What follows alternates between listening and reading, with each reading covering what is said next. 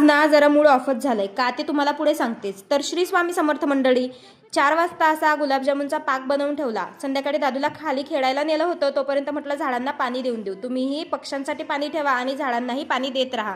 उन्हाळा चालू झालाय आता.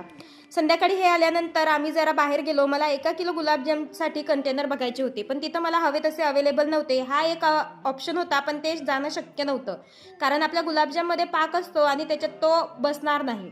मग घरी आलो. पाक तर बनवून तयार होता, पण अजून गुलाबजामुन वळवायचे होते.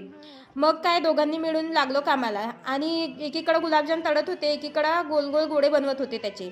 आणि दादूही मस्ती करत होता. थोडं फॅमिली टाईम, थोडा कामाचा टाईम, असं करत करत आम्ही सगळे गुलाबजामुन बनवून घेतले. तुम्ही माझ्या गुरुवारच्या व्हिडिओला खूप प्रेम दिलं. ते जर तुम्हाला पुढे परत बघायचं असेल तर मी खाली त्याची लिंक देते.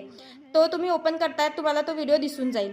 आणि तुम्हाला जर आपल्या घरगुती गुलाबजामला ऑर्डर द्यायची असेल तर मला इंस्टाग्रामवर DM करा. एका रीलमध्ये त्याची मी संपूर्ण माहिती दिली आहे.